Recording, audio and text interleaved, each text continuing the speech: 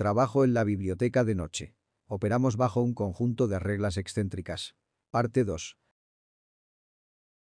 He tenido varias experiencias dignas de ser contadas, por no decir otra cosa, pero la primera anécdota que me viene a la cabeza está relacionada con la regla 2, así que he pensado en compartirla contigo hoy.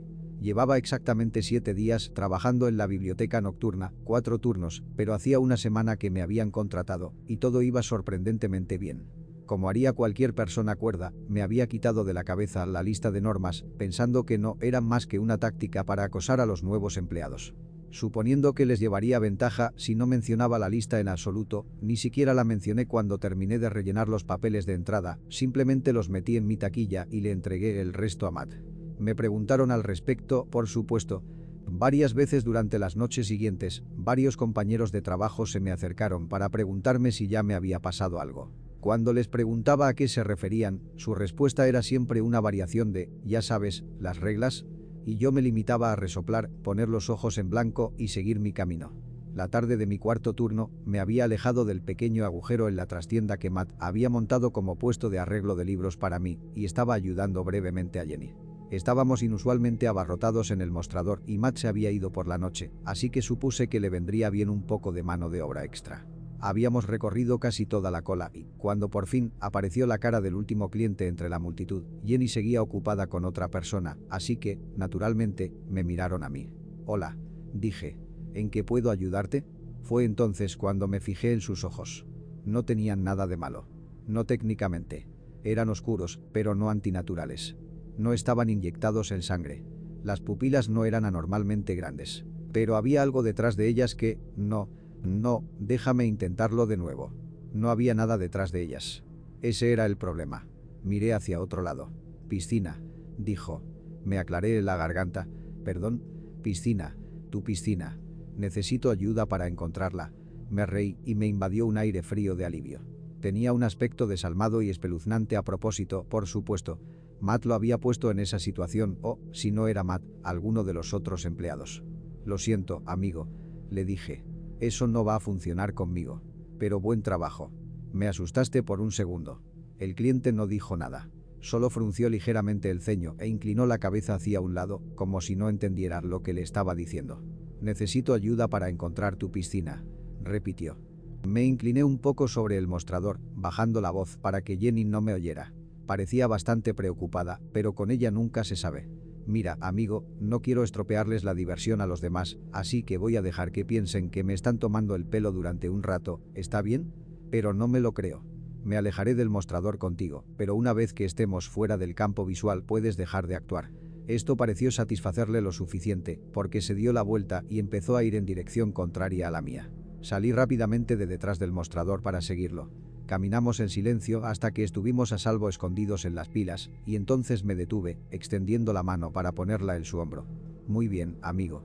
Creo que ya hemos llegado bastante lejos». Me miró y esperé a que la fachada se cayera.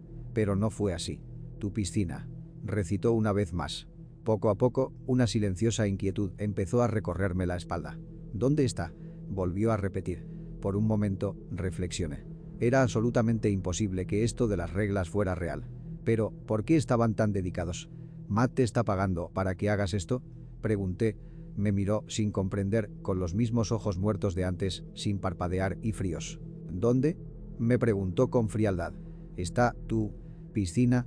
A pesar de la poca importancia que le había dado a la lista, se me había quedado grabada por lo absurda que era, de tal manera que me resultaba difícil no recordar casi todos los detalles. «No hay piscina en la biblioteca», recordé haber leído, y luego, «el sótano, que no existe». «¿Está en el sótano?», intenté, temiendo que la siguiente pregunta fuera dónde se encontraba el sótano. Pero no hubo más preguntas. En lugar de eso, el cliente asistió y me dejó a solas en la sección de terror. No debería haberlo seguido. Por innumerables razones, no debería haberlo hecho. Pero necesitaba, saber qué estaba pasando. Así que me asomé por el borde de la estantería, asegurándome de que le había dado suficiente margen para que no se diera cuenta de que lo seguía, y luego me puse en marcha. Se dirigía hacia la zona infantil, que estaba completamente al otro lado del edificio donde acabábamos de estar, y me vi obligado a mantener un paso rápido para no perderlo de vista. Entraba y salía de mi campo de visión, pero siempre conseguía alcanzarlo justo antes de que fuera demasiado tarde. Atravesamos las cestas de puzzles y bloques, la sucia alfombrilla de tren tirada, sin pensar sobre la mayor extensión de suelo abierto y, en algún lugar a mi derecha, un libro de lectura que se había quedado abierto se quedó atascado en un bucle de sonidos de animales. Pasamos junto a una pequeña colección de libros de segunda mano y pisamos un contenedor lleno de peluches desgastados. Finalmente, llegamos a la pared del fondo y vi algo en lo que nunca me había fijado. Había una puerta.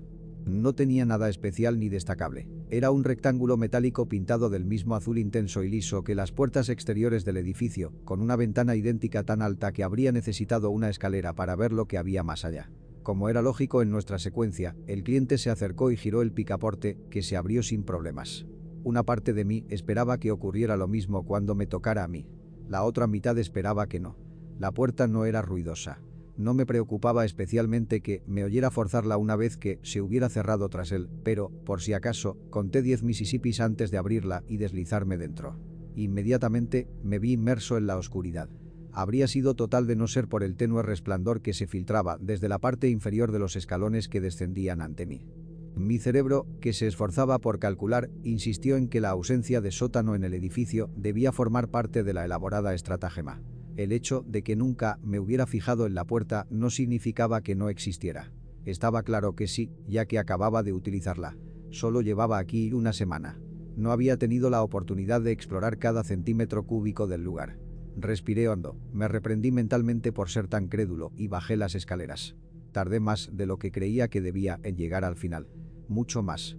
Pero lo atribuí a la anticipación y seguí adelante hasta llegar a una plataforma de hormigón nivelada.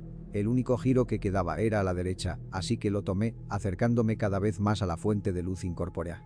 Avancé por un estrecho pasillo, prestando atención a mis pasos cuando me di cuenta de que el suelo estaba cubierto de 1/8 de pulgada de agua, lo suficiente para producir un chapoteo suave y resonante si pisaba con suficiente fuerza. No oí nada delante de mí, pero el cliente no me había procedido por mucho. Tenía que estar bastante cerca. Pronto, el pasillo se abrió a lo que entendí que era el sótano.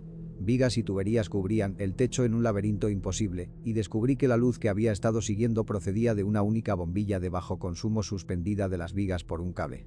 Podía ver claramente el centro de la habitación, pero los bordes se difuminaban en la sombra. Justo delante, pensé que algo se había movido, pero no podía estar seguro. Como estaba al aire libre y no tenía dónde esconderme, grité con desgana. «Hola». No obtuve respuesta directa, pero se oyó un silencioso resbalar en la misma zona en la que creía haber visto movimiento, así que me acerqué en contra de mi buen juicio, entrecerrando los ojos para intentar distinguir alguna forma. Cuando por fin pude distinguir alguna, era la boca negra y bostezante de una entrada. Casi a ciegas, avancé y metí la mano para encontrarme con aire vacío. El sótano ya era más fresco que el piso de arriba, pero cuando lo atravesé por completo, calculé que la temperatura había descendido otros 5 grados como mínimo. El agua que había cubierto el suelo desde la parte inferior de las escaleras nunca se había aumentado, pero creció un poco más aquí, lo suficiente como para que empezara a lamer la lona por encima de las suelas de mis zapatos. «Hola», volví a preguntar. Demasiado inseguro de lo que me rodeaba como para seguir adelante, me mantuve firme y escuché atentamente. Esta vez, juraría que escuché un débil chapoteo. Es difícil explicar lo que ocurrió a continuación. Fue como si una especie de película se levantara de todo el local y con ella la oscuridad. No era como si alguien hubiera encendido un interruptor, sino más bien como si se hubiera abierto una cortina de oscurecimiento. Fue entonces cuando me di cuenta de que era porque algo estaba emergiendo. De debajo del agua. En cuanto se iluminó mi entorno, mi corazón adquirió sensibilidad y decidió que no había mejor momento que el presente para explorar el exterior de mi pecho. Había una piscina, o mejor dicho, un pozo lleno de agua, tan oscuro y profundo que parecía no tener fondo. Algo en ella afectaba mi percepción del resto del espacio. Era tan envolvente que todo a su alrededor parecía tirar hacia ella como si fuera un centro de gravedad, mareante y empalagoso. Afortunadamente, mi atención se dirigió instantáneamente a otra parte. ¿Has visto un lopiforme? Supongo que sí, pero si no, tómate un segundo para buscarlo. Lo que había surgido de las profundidades de la piscina, estanque, fosa líquida se parecía mucho a uno en varios aspectos. El más notable era la bombilla gigante y palpitante que sobresalía del centro de su cabeza y colgaba de tal forma que iluminaba perfectamente la segunda característica más notable: los dientes. La diferencia más notable entre lo que tenía ante mí y uno tradicional era el tamaño. Por ejemplo, un lopiforme adulto suele alcanzar la longitud de una regla, pero en raras ocasiones apenas supera el tamaño de una vara de medir. Una vara de medir podría haber sido rival para una única protuberancia en forma de daga que sobresalía como una estalagmita de la mandíbula de esta criatura. Corrí. Me resbalé por el suelo húmedo y apenas pude agarrarme a las paredes varias veces antes de encontrarme de nuevo en el hueco de la escalera y empecé a subirla con toda la fuerza y rapidez de mi ser. Dicen que el trayecto de vuelta a casa siempre se hace más corto, y al parecer esto también se aplicaba a la subida desde la puerta del infierno y a la bajada, porque me pareció que no había pasado ni un segundo cuando abrí la puerta de un empujón y me desplomé sobre el suelo enmoquetado para recuperar el aliento. Cuando recuperé la compostura y me puse de pie, mirando rápidamente por encima del hombro para asegurarme de que no había invitado inadvertidamente a nada a acompañarme fuera del sótano, sentí que el estómago se me desplomaba. La puerta había desaparecido. Cuando volví al mostrador, parecía un loco, y Jenny no tuvo reparo en decírmelo. Lo vi, dije. La piscina. Enarcó una ceja y abrió los ojos. Bienvenido al club, novato. Lárgate de aquí. Nos vemos mañana. Salí. No hay que decir que la noche siguiente estudié esa lista como si fuera un evangelio y nunca volví a cuestionarla. Me ha salvado unas cuantas veces, como a todo el mundo. Y antes de que me preguntes por qué no renuncio, o por qué ninguno de nosotros lo hace, tengo que admitir que no tengo una respuesta sólida para ti. El dinero es definitivamente parte de ello. Matt sabe lo que hace, nos engatusa, nos da incentivos para que no busquemos otro empleo. Mantiene una plantilla reducida y recorta gastos en casi todo lo que puede para poder pagarnos lo que nos paga. Pero también hay algo más. Algo demasiado intangible para verbalizarlo. Y no se dice entre nosotros que la sensación es mutua. Se supone que deberíamos de estar aquí. Además, no sé si la biblioteca se tomaría muy bien el que nos fuéramos.